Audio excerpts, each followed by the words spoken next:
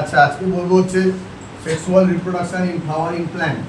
Sexual reproduction in flowering plant.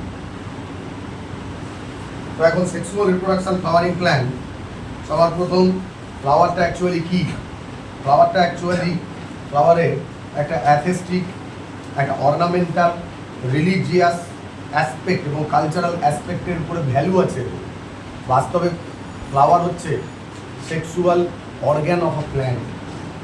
এখন এই ফ্লাওয়ারের প্রথমে পাই আমরা অ্যান্ড্রোসিয়াম, বা যাকে বলি পুংকেশর চক্র। এই অ্যান্ড্রোসিয়ামের দুটো ভাগ আছে, ফিলামেন্ট আর অ্যান্থার।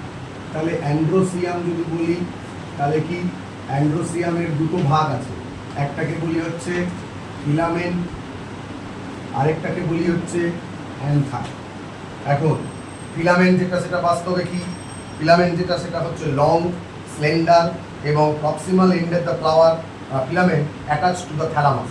তার মানে এটা হচ্ছে লং, তারপরে হচ্ছে স্লেন্ডার এবং প্রক্সিমাল এন্ড। প্রক্সিমাল মানে কাছেরটা, প্রক্সিমাল এন্ড হচ্ছে কার সাথে যুক্ত? Attach to the thalamus. তার না proximal end of the filament আর অ্যাটাচ টু দ্য থ্যালামাস। এরপরে বলেছে অ্যান্থার, এবং এটাও জানতে হবে আমাদের, এই যে অ্যান্ড্রোস ফিলামেন্টের কথা বলছি, এই ফিলামেন্ট যেটাকে বলি হচ্ছে স্ট্যামেন, এটা অ্যাকচুয়ালি কি করে না, এটা আলাদা আলাদা প্ল্যান্টের ক্ষেত্রে, ফুলের ক্ষেত্রে লেন্থ তাদের আলাদা আলাদা। এখন অ্যান্থারের মধ্যে কি আছে? অ্যান্থার অ্যাকচুয়ালি বাইলো মানে দ্বিখণ্ডিত, এবং ডাইথিকাস বলা হয় এটাকে। এক একটা খণ্ডকে, এই যে বাইলো অ্যান্থার বলছি, যেখানে কি আছে, 4টে মাইক্রোস্পোরাঞ্জিয়া থাকে, located into 2 in each lobe. এক একটা লোবে টোটাল থাকে হচ্ছে দুটো করে থলি। তাহলে তার মানে বাইলোব থাকলে দুটো পার্টের মধ্যে অ্যাকচুয়ালি থাকবে তাহলে 4টে থলি, তার মানে টেট্রাস্পোরাঞ্জিয়া। ওই অ্যান্থার থেকেই বাস্তবে মাইক্রোস্পোর বা রেণু তৈরি হয়।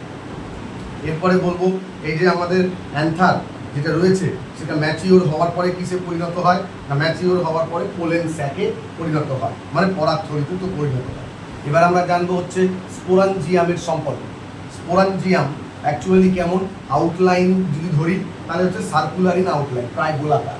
2 নম্বর পয়েন্ট, এটাদের 4টে লেয়ার আছে। এই 4টে লেয়ারের মধ্যে প্রথমে থাকে এপিডার্মিস, তারপর থাকে এন্ডোথেসিয়াম, তারপর থাকে মিডল লেয়ার, একদম ভিতরে থাকে ট্যাপেটাম। তো এই তিনটের মধ্যে অর্থাৎ এপিডার্মিস, এন্ডোথেসিয়াম, মিডল লেয়ার, এরা অ্যাকচুয়ালি প্রোটেক্টিভ নেচার, মানে রক্ষা করতে সাহায্য করে। আর ট্যাপেটাম কি করে? Nourishment of the pollen grain, অর্থাৎ পরাগরেণু যেটা তাকে নারিশ করে, অর্থাৎ পুষ্টি যোগায়। এরপর বলেছে অ্যান্থার যখন ইয়াং ছিল, at the time of the young another they are sporogenous tissue occupied at the center of the sporangium। অর্থাৎ অ্যান্থার যখন ইয়াং অবস্থাতে ছিল তখন ওই গোটা সেন্টারটার, মানে গোটাটার মাঝখানে সেন্টারে অবস্থান করতে হচ্ছে স্পোরাঞ্জিয়াম, এবং এটা স্পোরোজেনিয়াস টিস্যু ছিল যেটা মাঝখানটাকে অকুপাই করে থাকতো। এরপর বলেছে কি না, ক্লাস্টার অফ মাইক্রোসেল। ক্লাস্টার মানে থোকা, অর্থাৎ মাইক্রো স্পোরের যে থোকা, মানে থলির মতো থোকাটা, সেটা অ্যাকচুয়ালি টেট্রাড, মানে 4টে অংশ আছে, এবং they are arranged and develop into a pollen grain. একটু আগে আমি বলেছি পোলেন গ্রেনে ম্যাচিওর করে। এবার pollen grain actually male gametophyte, অর্থাৎ পোলেন গ্রেন হচ্ছে male gametophyte, powdery in nature, অর্থাৎ পাউডারের মতো হয় গুঁড়ো গুঁড়ো, এবং অলমোস্ট স্ফেরিক্যাল, মোটামুটিভাবে সেটা গোলাকার হয়, এবং 25 থেকে 50 মাইক্রোমিটার হয় ডায়ামিটারে। এবং এদের দুটো লেয়ার থাকে, আউটার আর ইনার। আউটার যেটা সেটাকে আমরা বলি এক্সাইন, আর যেটা ইনার তাকে বলি ইনটার। আউটার যেটা সেটা অ্যাকচুয়ালি এক্সাইন, যেটা সেটা তৈরি হয়েছে স্পোরোপোলেনিন দিয়ে, এবং ইনার যেটাকে আমরা বলি হচ্ছে ইনটাইন, সেটা অ্যাকচুয়ালি তৈরি হয়েছে পেকটিন আর সেলুলোজ দিয়ে। এরপর বলেছে যে পোলেন গ্রেনের মধ্যে 2 ধরনের সেল থাকে। একটাকে, তাহলে পোলেন গ্রেনের সেল কি আছে? আমরা যদি পোলেন গ্রেন সম্পর্কে জানি, তো পোলেন গ্রেনে সেল আছে 2 ধরনের। কি কি সেল? পোলেন গ্রেনে 1 নম্বর সেল হচ্ছে ভেজিটেটিভ সেল, আর 2 নম্বর হচ্ছে generative cell. Vegetative cell actually আকারে বড় হয়, তাহলে এখানে লিখলাম আমি ভেজিটেটিভ সেল, আর এখানে লিখলাম আমি হচ্ছে জেনারেটিভ সেল। ভেজিটেটিভ আর জেনারেটিভ। এখন ভেজিটেটিভ সেল হচ্ছে কি, আকারে বড়, বিগার, এবং ইরেগুলার ইন শেপ, অর্থাৎ ইরেগুলার শেপ, এবং এরা রিজার্ভ ফুড মেটেরিয়াল জমা করে রাখে। তাহলে এটা হচ্ছে